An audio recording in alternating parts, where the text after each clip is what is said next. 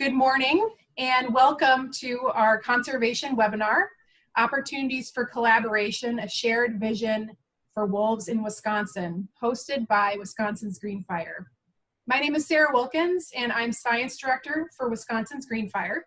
We're joined today by our Executive Director, Fred Clark, who will be helping the webinar run smoothly. We're also joined by our WGF co-chair for our Wildlife Work Group, Tom Hauge. We're very happy that you could join us today. We have a lot of people from all over the country, which is fantastic. We're here for a great conversation with a fantastic panel on wolves and wolf management in Wisconsin. I'll be introducing our esteemed panel very shortly. Before I do that, I'd like to give you a short introduction to Wisconsin's Green Fire. We support the conservation legacy of Wisconsin by promoting science-based management of natural resources. We are one of Wisconsin's strongest voices for science and conservation, and our members work throughout the state on issues including wildlife, fisheries, water resources, forests, farms, and working lands, the science of climate change and how we respond to it, as well as our path to renewable energy. To learn more about how you can join, to donate, or collaborate with Wisconsin's Green Fire, we encourage you to visit us at www.wigreenfire.org. You can also find us on Facebook. So next I'm going to briefly introduce our panelists, and then we'll get right to their presentations. So first up we have Adrian Weideman. Adrian is a co-chair for the Wildlife Work Group for Wisconsin's Green Fire. He has extensive experience in wildlife management with a special past focus on carnivores and wolves. Adrian worked as a mammal ecologist for Wisconsin DNR from 1990 to 2013. Managing programs on endangered and non-game mammals, including gray wolves. He finished his career at Wisconsin DNR in 2015 as a forest wildlife specialist. In his retirement, Adrian remains active in promoting wolf conservation and the sound management of wildlife species. Adrian has a Bachelor's of Science in Biology and Wildlife Management from the University of Wisconsin-Stevens Point, and a Master's of Science in Wildlife Ecology from Iowa State University. So without further ado, we are going to kick off our panel, and Adrian Weideman is going to start us off. So Adrian, you are up. Good morning, everyone. Thank you for having me. So my discussion here this morning will be the broad history and of wolf management in Wisconsin, a little bit about their biology and ecology. Go ahead. Next slide. So the animal we're talking about here is a Great Lakes gray wolf, and gray wolves, as many of you know, were once one of the most broadly distributed mammals across the world, across much of North America, much of Eurasia. The gray wolf in the Great Lakes region is a little bit smaller than the western gray wolves, such as those in Yellowstone or Western Canada. An average adult male weighs about 80 pounds, a female about 70 pounds. Still quite a bit larger than eastern wolves of central Ontario or red wolves of North Carolina, where the males weigh about 65 pounds and the females about 55 pounds. And this is the species living within our region. Next slide. Gray wolves live in packs, and the packs are basically family units, traditionally referred to the adult pair as the alpha pair. That's falling out of favor a little bit, that they're basically the breeding pair. In our region, the territories normally average about 30 to 100 square miles. The territories are actively defended through a combination of scent marking, vocalization, especially howling, and active aggression. In places where wolves are not controlled by humans, such as Denali or Yellowstone, the biggest mortality factor on wolves typically are other wolves. Next slide. The seasonal pattern of wolves in our region, spring is a denning period. Typically, wolves are denning from early April until the end of May, early June. The pups are born usually in mid-April. At that point, the pack's activity kind of centers on the den site. The pack is less cohesive. Members hunt by themselves. The adult female is with the pups most of the time. They're typically at a den site from 6 to 10 weeks, averaging about 8 weeks. When the pups are weaned and large enough to no longer be in a den, they're moved to the summer rendezvous sites. That becomes the center of pack activity from early June until the end of September. Any pack can have from 1 to 2 to as many as 9 or 10 rendezvous sites. And from October through the end of March, the pack is in this nomadic mode. They don't occupy specific home sites. They are more cohesive. They travel together more, although they'll split up for short periods of time and some dispersal may occur at this time, but that's usually the best time to count wolves because you can see them from the air or you can count their tracks in the snow. Next slide. So in our region, we have done research on ecology of wolves. Many people are familiar with some of the trophic cascade research that's been done in Yellowstone. There has been some of that done in our region as well. We're finding that wolves do impact the deer herds and their impact on vegetation. What's been found is that in the interior of wolf pack areas, there's a greater diversity of forbs, wildflowers, shrubs, whereas the edge of wolf pack areas where there's more intense browsing activity by deer, there's more grasses and ferns. Is also less browsing on young trees growing up. So we're seeing that wolves are having some impact on the vegetation by their impact on the deer herd. There's suggestions that wolves may be a factor that reduces the spread of chronic wasting disease. This has been mainly demonstrated through modeling efforts because we haven't really had much chronic wasting disease in areas where we've had healthy wolf packs. So it's not been actually demonstrated amongst wild wolves, but it's been found with other predators that cougars, for instance, are more selective of animals that have chronic wasting disease than the average hunter. Wolves impact the overall distribution of deer herd. They have a culling effect and eliminating less suited animals from the population. Wolves have some impact on the presence or distribution of coyotes on the landscape. We're seeing within the region where wolves are occurring that fisher populations have declined. Whether wolves are a major factor there, we're not sure, but wolves are known in many places to impact these mesopredators.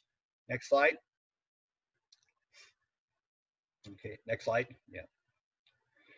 This map to the right shows original distribution of gray wolves in gray across the United States, the lower 48 states. Some of the Northeast, it's not well known whether that was really gray wolves or eastern wolves, a smaller species of wolves. And then we see the bright green areas where wolves have recovered in recent years, and the dark green are areas where there's still some potential habitat that wolves are still continuing to spread into. What you can see in the Great Lakes region, most of the suitable areas are occupied. Across Wisconsin, about over a third of the state is broad wolf range. Next slide. Wisconsin, as most places across the United States, has gone through periods of extensive reduction of wolf populations. Wisconsin had a state bounty that lasted from 1865 through 1957. Throughout that period, the population was declining. We may have had thousands of wolves in Wisconsin that when European settlers start settling in the early 1800s. By the 1950s, it's down to less than 50, and by 1960, they are most considered extirpated. In 1957, the bounty was ended. Wisconsin was probably the first U.S. state to protect gray wolves, but it was after the population was so low that they were considered extirpated within a year or so. And for about 15 years, were considered an extirpated population. But 1975, 1976 is evidence of wolves returning to the state, and we see a slow growth of the population, and the population really started to take off in the 1990s. Next slide. In 1979, 1980, the state started a formal monitoring program on wolves at Wisconsin DNR. Dick Thiel was the first wolf biologist for Wisconsin, remained that for the first 10 years. And the monitoring consisted of live capture and radio telemetry tracking of wolves. Now that's mostly going to satellite radio collars, but in the past was based on radio collars from the air, monitors from the air. Winter snow track surveys using vehicles, skis, snowmobiles, on foot have been done since 1979, 1980. In 1995, a major volunteer program was established to also use volunteers for doing these winter snow track surveys. Collection of public observations on wolves have been used to help verify the presence of wolves in the landscape. In the summer, house surveys have been used to determine pup production and presence of rendezvous sites. So what we see is across the state is a growth of the wolf population, and this is with setting against 4 zones that were established in the 1999 Wolf Management Plan. And initially, most of the wolves were occurring in Zone 1, northern Wisconsin. You can see it spreading across northern Wisconsin. By the mid-1990s, we see wolves starting to establish in central Wisconsin, where we have kind of a pocket or island of forest lands that occur in the central part of the state. And we see the population continue to spread and expand across the state. Next slide. So this map shows the most current wolf distribution in Wisconsin. The circles all represent wolf pack territories. The monitoring programs used in Wisconsin is a territorial mapping system whereby the locations of wolf packs are determined, the extent of their territories, and then the animals are counted within each of those packs. So this represents all the territories. Some of those are occupied by full packs, some of them are just by lone wolves. In general, the packs, the lighter colored packs, the pink packs are packs that have been on the landscape for many years. And what we are counting is about 240 packs occurring across northern and central Wisconsin by 2019. Next slide. So this graphic shows the growth of the wolf population against the various federal and listings for that population. And we see the population, the maroon is when federal listing is as an endangered species. The green was when wolves were downlisted to a threatened species. And the gray was when they were completely delisted in full management, state management authority. We see some reduction in the wolf population in 2013 by design to reduce wolves in areas where there were areas of higher conflict, but that was, the quotas were reduced the next year and the population again was allowed to rise. So this shows how the population is growing with the background of various sort of federal listings. So one of the things we want to clarify is that population growth shows the growth of the wolf population based on that winter count, which is a count at the bottom end of the annual cycle of wolves. And with wolves, that's when we do most of the counting is in wintertime when the population is at its lowest point, as well as in the packs are fairly cohesive. But with 200 packs are in the state producing pups and the average of 5 pups per pack, there's a doubling of that wolf population probably in the springtime.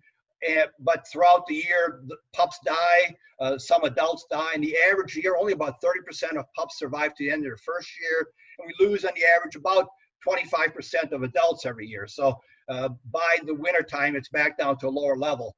In 2013, we see the additional reductions with the harvest of the wolf population.